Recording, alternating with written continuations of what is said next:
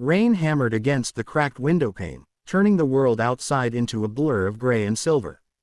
The small apartment smelled faintly of stale coffee and old papers. Sarah knelt beside her bed, her knees pressed into the worn carpet, fingers gripping the edge of her blanket as if holding it could somehow hold her life together too. She had lost her job that morning. Just like that. One brief meeting, one quiet apology, one polite handshake. Company restructuring, her manager had said, not meeting her eyes. She had nodded, pretending she understood, pretending she wasn't about to cry right there in front of everyone. Now she sat in the silence of her room, surrounded by unpaid bills and fading hope. Her mother's medical expenses had already eaten away her savings. The landlord had left another warning notice on the door. And despite everything, the prayers whispered into pillows, the candles lit in faith, nothing had changed. Sarah pressed her palms together and whispered, "God, are you even there?" Her voice cracked mid-sentence. "Because I can't do this anymore. I've tried to be strong. I've tried to believe, but I feel like you've forgotten me." Her words dissolved into sobs.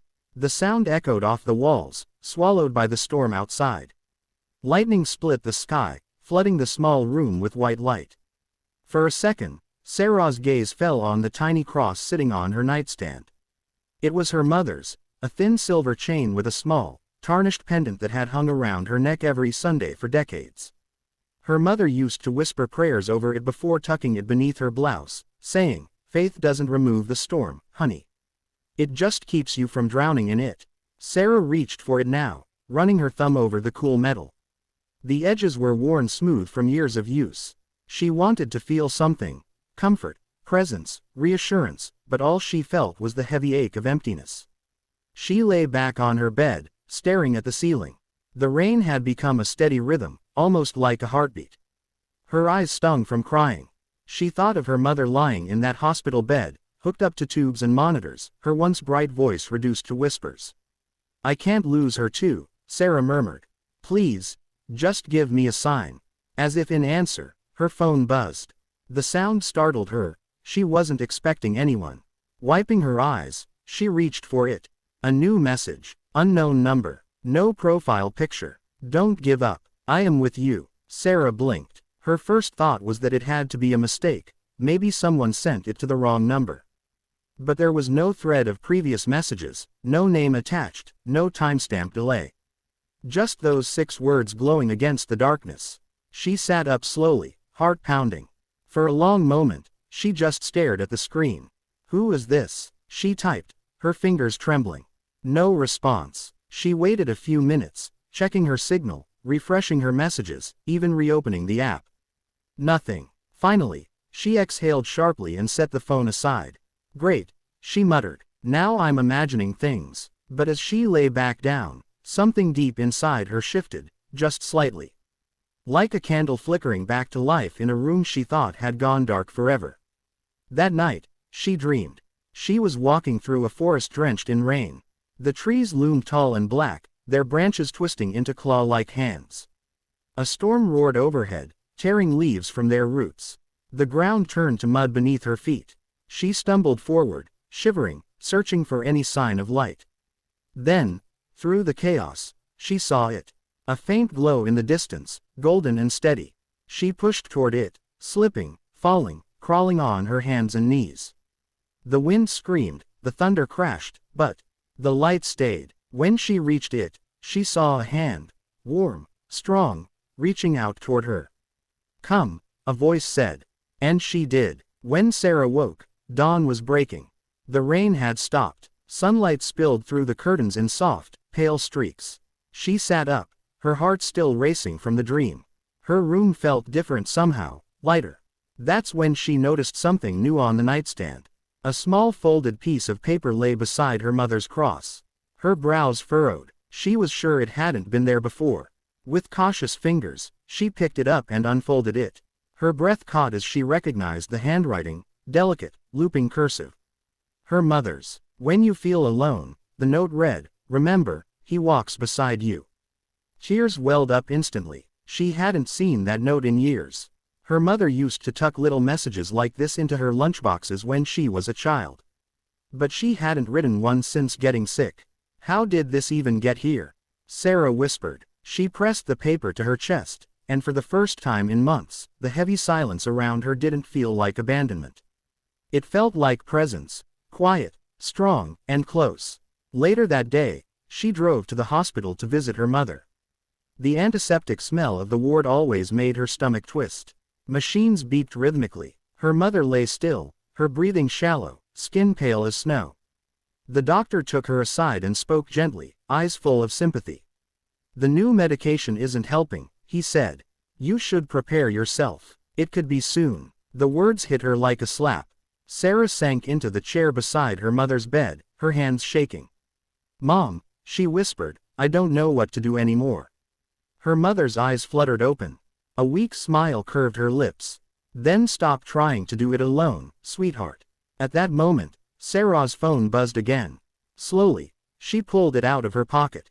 The same unknown number. Trust me. Her heart stilled. It wasn't random. It wasn't coincidence. A tear slipped down her cheek as she stared at the glowing words, the storm inside her finally beginning to calm.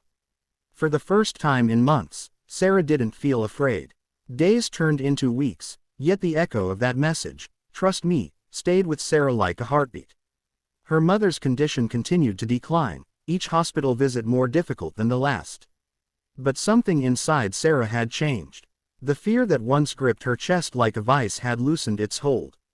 Every morning, she whispered a short prayer before leaving the apartment, not asking for miracles, not begging for answers, but simply saying, "I trust you."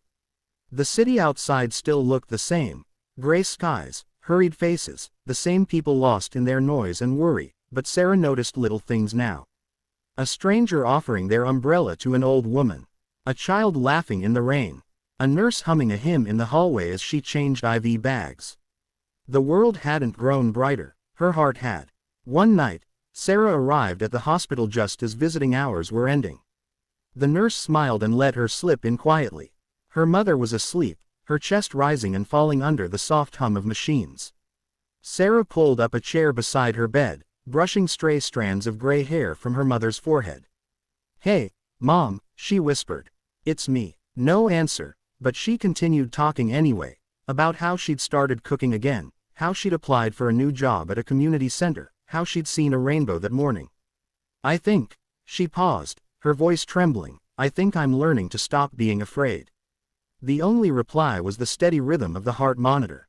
Sarah took her mother's hand. "You used to tell me God never leaves us. I didn't believe that for a long time, but now, I think I do." The air in the room felt different, still, yet alive. Like the space between two heartbeats. And then her mother stirred. Her eyelids fluttered open, and she looked at Sarah with a calm that made time slow down. "Do you see him?" she whispered, her voice barely audible. Sarah blinked, startled. "Who, Mom?" "The light," her mother murmured, eyes fixed on something beyond the ceiling. "He's here." Sarah turned instinctively, but saw nothing, just the quiet hospital room, the faint glow of monitors, the city lights beyond the window. But her mother smiled, a small, serene smile she hadn't seen in months, and for a moment, Sarah swore she saw a reflection of something golden in her mother's pupils. Then, with one last gentle exhale, her mother's hand grew still.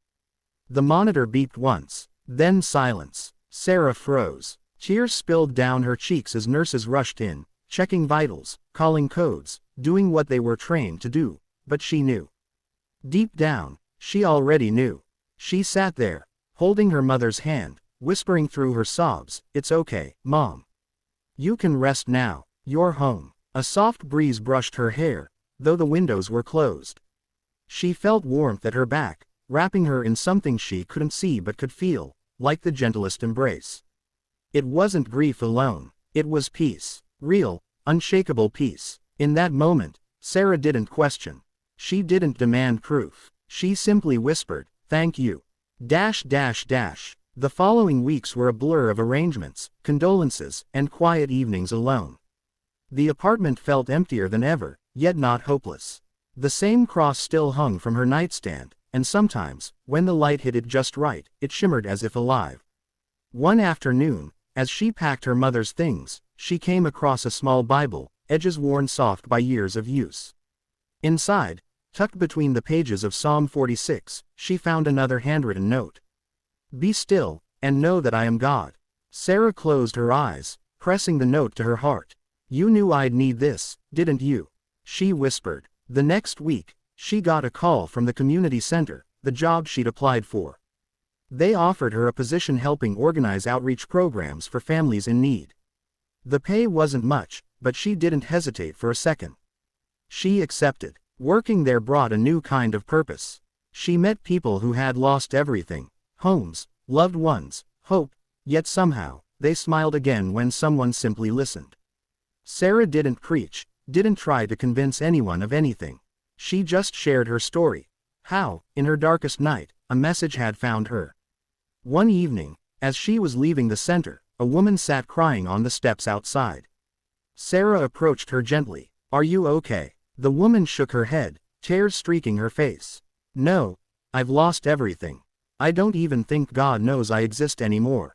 Sarah sat beside her, silent for a moment. Then she took the woman's trembling hands and said softly, I used to feel the same way.